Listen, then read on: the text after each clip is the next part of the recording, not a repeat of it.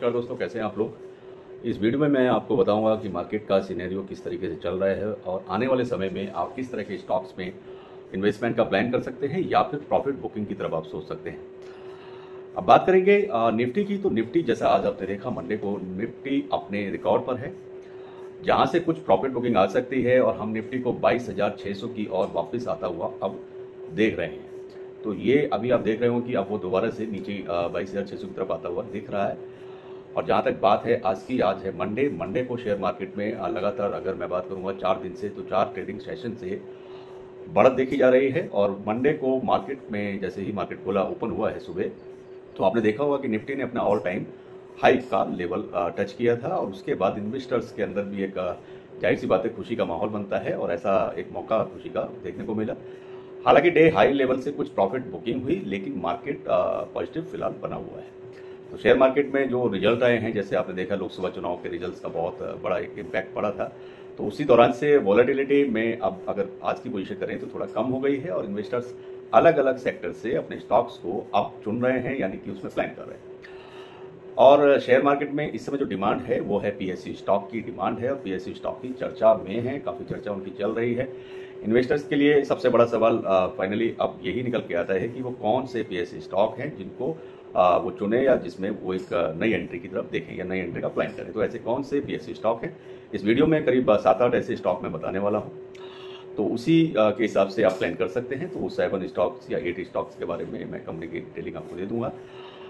जैसा आप देख रहे हैं कि मार्केट में स्टॉक का जो चुनने का तरीका है, तो हर आदमी आजकल उसी चीज़ के पीछे है कि स्टॉक स्पेसिफिक अप्रोच क्या होती है या किस तरीके से उसको आप मतलब बाइंग की तरफ क्या अप्रोच रखते हैं। तो उस तरह की एडवाइस के लिए हर इन्वेस्टर तलाश करता रहता है।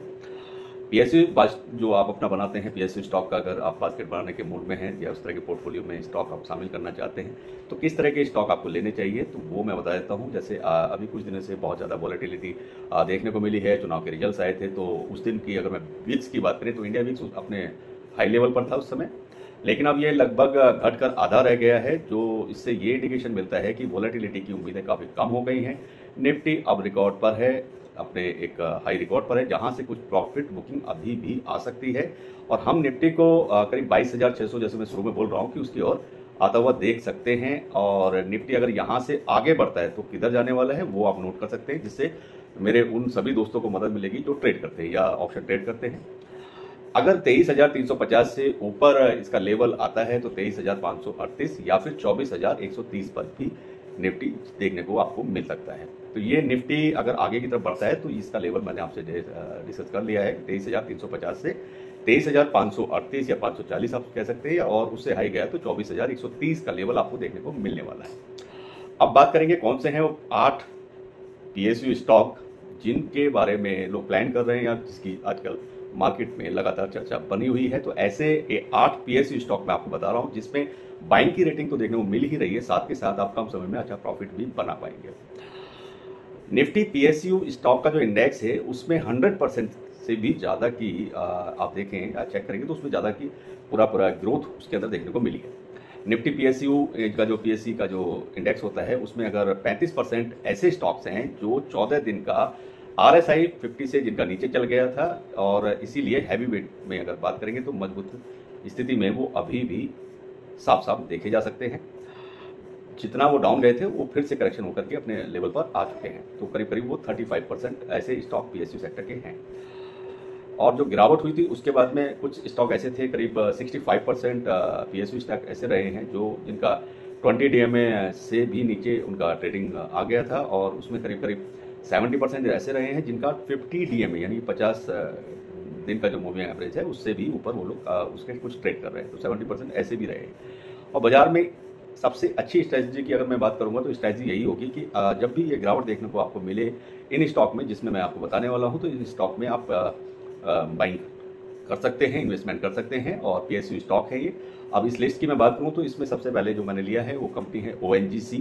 ONGC में जब भी आपको गिरावट देखने को मिले तो आप इसके अंदर अपना प्लान कर सकते हैं। दूसरी कंपनी ली है HAL है, तो HAL में भी आप प्लान कर सकते हैं। पावर ग्रिड की मैं बात करूँ, तीसरे नंबर में पावर ग्रिड है। पावर ग्रिड पे आप स्टडी कर सकते हैं। जब भी आपको एंट्री इसमें थोड़ा गिरावट देखने को मिलेगी तो आप इसके अंदर ले सकते हैं, जिससे आने वाले समय में आपको अच्छे प्रॉफिट्स जरूर बढ़ के मिलने वाले हैं। पावर ग्रिड के अलावा BEL है यानी भारत इलेक्ट्रॉनिक्स, और पावर फाइनेंस कॉर्पोरेशन PFC भी है। REC लिमिटेड में आप देख सकते हैं BPCL है और IRCTC। तो ये करीब 8 ऐसे स्टॉक हैं जिनमें अगले दौर की बड़ी तेजी देखने को मिलने वाली है।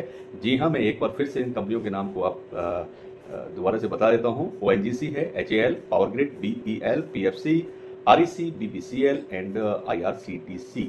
तो ये 8 स्टॉक हैं जिनमें आने वाले समय में आपको एक बड़ी तेजी देखने को मिल सकती है।